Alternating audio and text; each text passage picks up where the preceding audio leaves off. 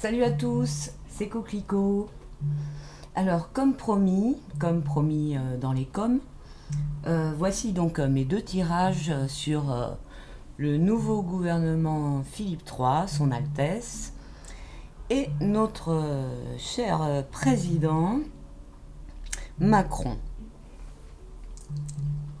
Alors, je dirais l'oracle de Béline pour par rapport au gouvernement, donc c'est l'oracle de Béline, et pour Macron, c'est l'oracle de Dahlia, l'oracle des épingles.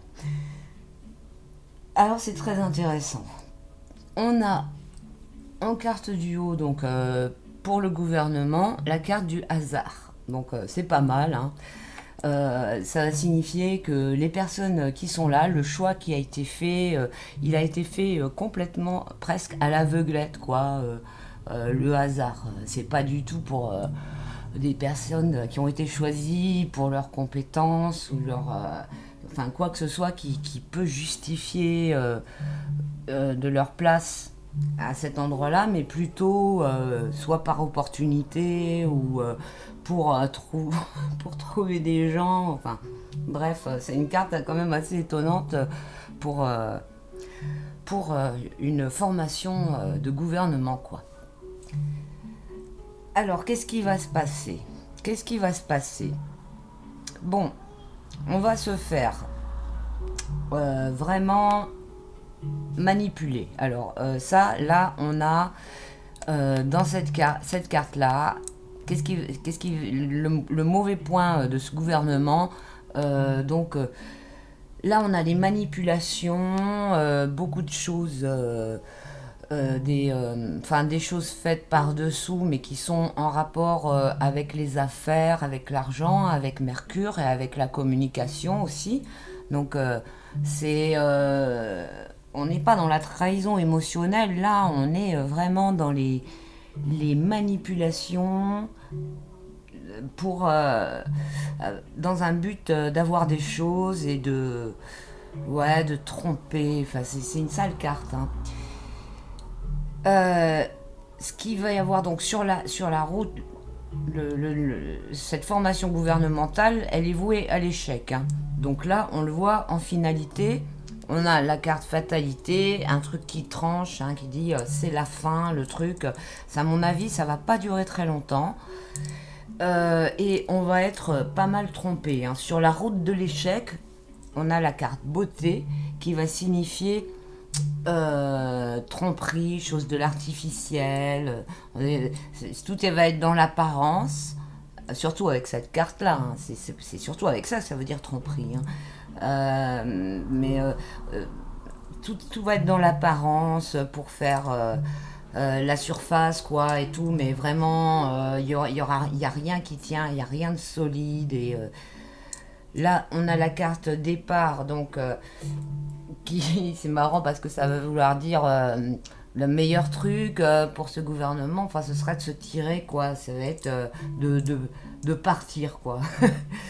C'est aussi une carte qui peut vouloir dire qu'il y a un manque total de réalisme dans le travail qu'on veut faire et qu'il faudrait avoir plus les pieds sur terre.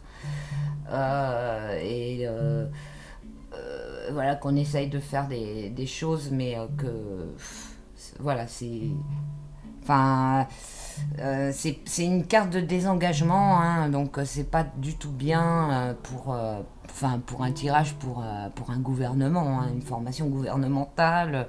Et qu'est-ce qu'elle va devenir, un tirage comme ça, franchement, moi je mise rien dessus, hein. Et donc, pour Monsieur Macron, ce n'est pas mieux.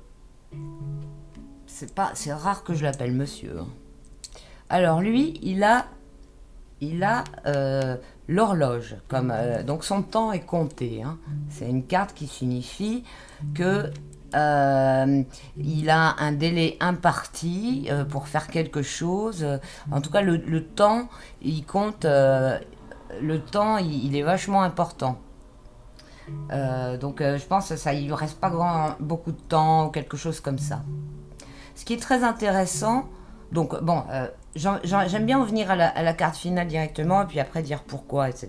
Donc, la carte finale, hein, la poupée d'Agide, c'est les malheurs, euh, le licenciement dans le travail, des forces occultes très fortes qui sont contre, etc.